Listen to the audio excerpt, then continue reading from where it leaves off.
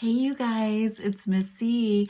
We are ready to read Anne Frank, Diary of a Young Girl again. Okay, I'm so excited. Right now, we in our house are ready to go to bed. It is nighttime and I love to read before I go to bed. So I thought this would be the perfect chance to get to read to you. So I don't know if you're resting or if you're in bed or if you're just playing Legos or doing something quiet. But we're going to read. Now, if you remember, Anne was a 13-year-old Jewish girl. She got a diary for her birthday, and she decided to name her diary, which is a book that you write in. It's kind of like a notebook, and you can write your feelings and you can write whatever happened during the day in that diary, in that notebook. And so anyway, she started her diary and she named her diary Kitty. And she wanted to do that so if anybody caught her writing, they would think that she was just writing to her friend Kitty, but it's actually her diary. So here we go. We're going to go ahead and start reading on an entry, Sunday, June 21st, 1942. Dear Kitty, our whole Class B is trembling. The reason is that the teachers' meeting is going to be held soon. There is much speculation as to who will move up and who will stay put. Meep de Jong and I are highly amused at Wim and Jacques, the two boys behind us. They won't have a florin left for the holidays. It will be all gone on betting. You'll move up, shan't, shall, from morning till night. Even Meep pleads for silence, and my angry outbursts don't calm them. According to me, a quarter of the class should stay where they are. They are some absolute cuckoos, but teachers are the greatest freaks on earth, so perhaps they'll be freakish in the right way for once. I'm not afraid about my girlfriends and myself. We'll squeeze through somehow, though I'm not too certain about my math.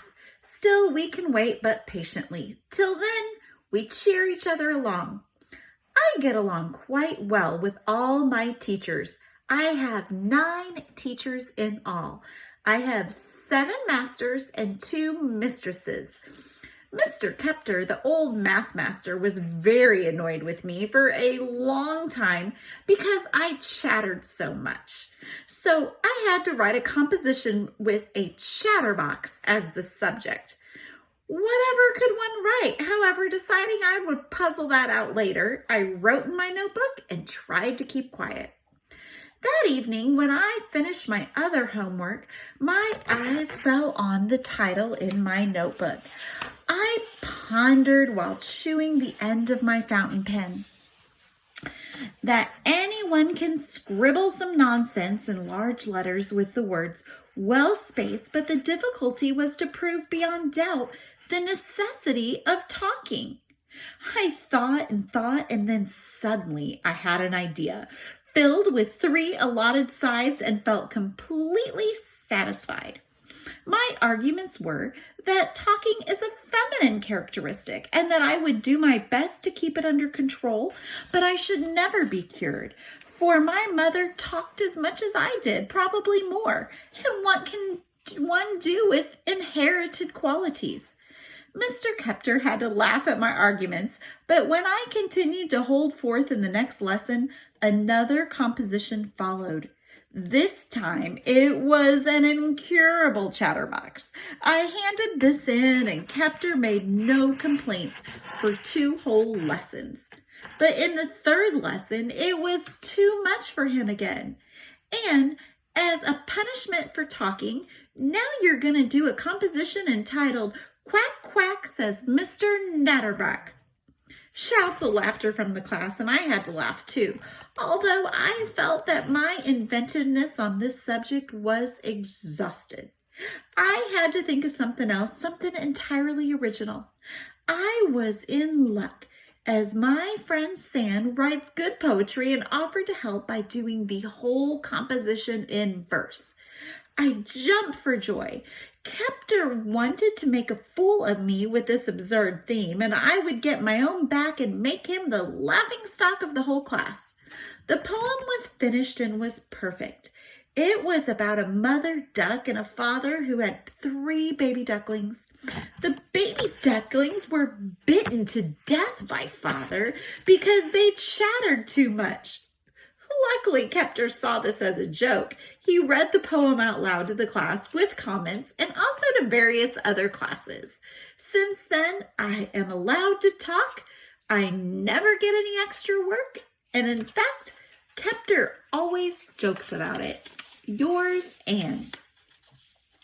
Wednesday, June 24th, 1942. Dear Kitty, it was boiling hot. We are all positively melting. And in this heat, I have to walk everywhere. Now I can fully appreciate how nice a tram is, but that is a forbidden luxury for Jews. Shank's mare is good enough for us.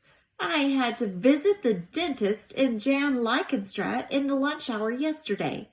It is a long way from our school in the Stadstimmerman. I nearly fell asleep in school that afternoon.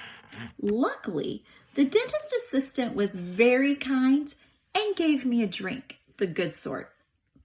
We are allowed on the ferry, and that is about all. There is a little boat from the Jose Ixlade. The man that there took us at once where we asked him. It is not the Dutch people's fault that we are having such a miserable time. I do wish that I didn't have to go to school, as my bicycle was stolen in the Easter holidays and Daddy has given mummies to a Christian family for safekeeping. But thank goodness the holidays are nearly here. One more week and the agony is over. Something amusing happened yesterday. I was passing the bicycle sheds when someone called out to me. I looked around and there was a nice-looking boy I met on the previous evening at my girlfriend Ava's home. He came shyly towards me and introduced himself as Harry Goldberg.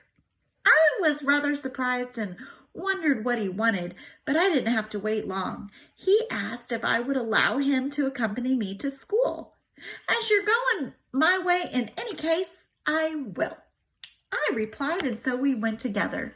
Harry is 16 and can tell all kinds of amusing stories. He was waiting for me again this morning, and I expect that he will from now on. Yours, Anne.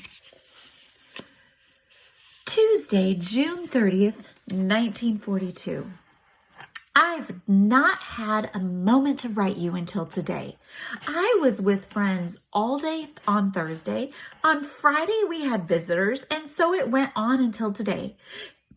Harry and I got to know each other well in a week, and he had told me a lot about his life, how he came to Holland alone and is living with his grandparents. His parents are in Belgium. Harry had a girlfriend named Fanny, and I know her too, a very soft, dull creature.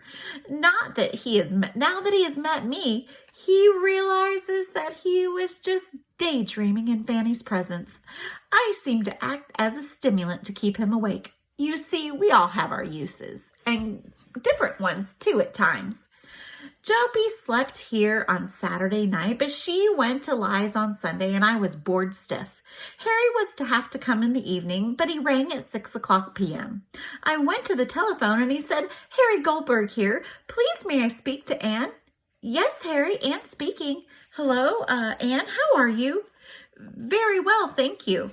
I'm terribly sorry I can't come this evening, but I would just like to speak to you. Is it all right if I come in 10 minutes? Yeah, that's fine. Goodbye. Goodbye. I'll see you soon. Receiver down. I quickly changed into another frock and smartened up my hair a bit. Then I stood nervously at the window watching for him. At last I saw him coming. It was a wonder I didn't dash down at once. Instead, I waited patiently until he rang. Then I went down and he positively burst in when I opened the door.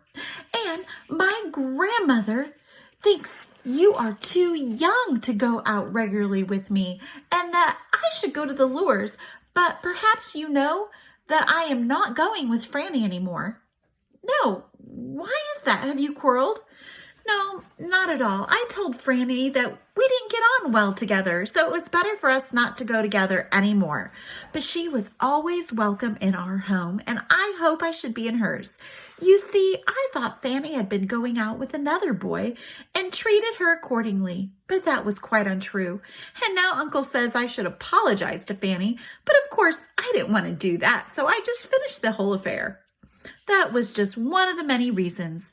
My grandmother would rather I went with Fanny than you, but I shan't. Old people have such terribly old-fashioned ideas at times, and I just can't fall into that line. I need my grandparents, but in a sense, they need me too. From now on, I shall be free on Wednesday evening.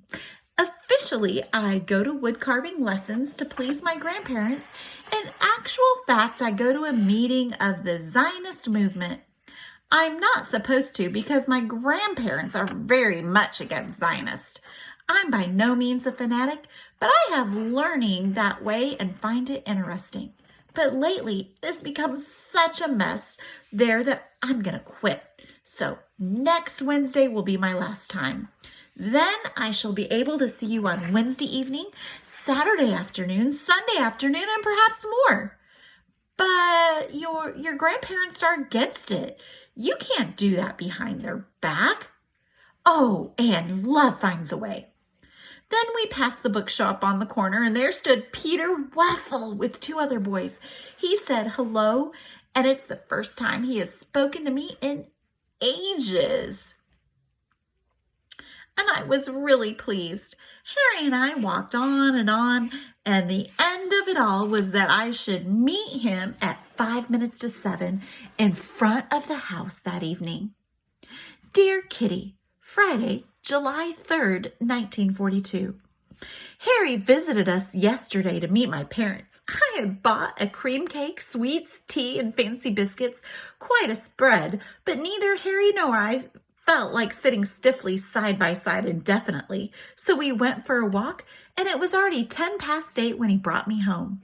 Ooh, Daddy was very cross. It meant he was really mad and thought it was very wrong of me because it was dangerous for Jews to be out after 8 o'clock.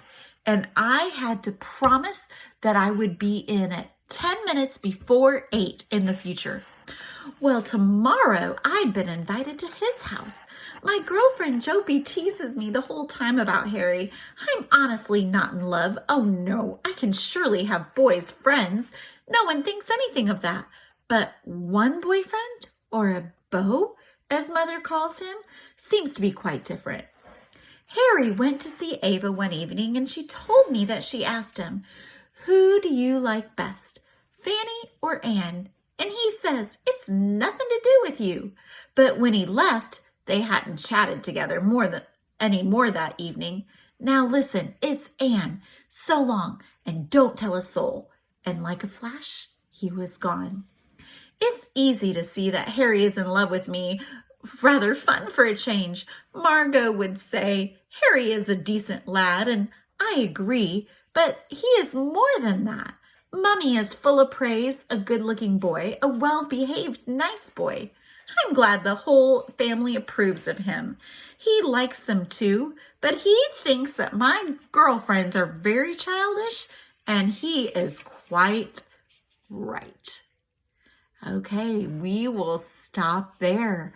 So Anne, who is only 13, has a boyfriend, and she likes this boy, and he is 16. And that's a little bit old for a 13-year-old, if you ask me, in my opinion. So anyway, the reason why they couldn't stay out late is because Jews could not be out past 8 o'clock. Okay, so remember that, because that's going to play a big part in our story. Okay, well, you guys enjoy the rest of your day or the rest of your evening, and we will read more tomorrow. Bye.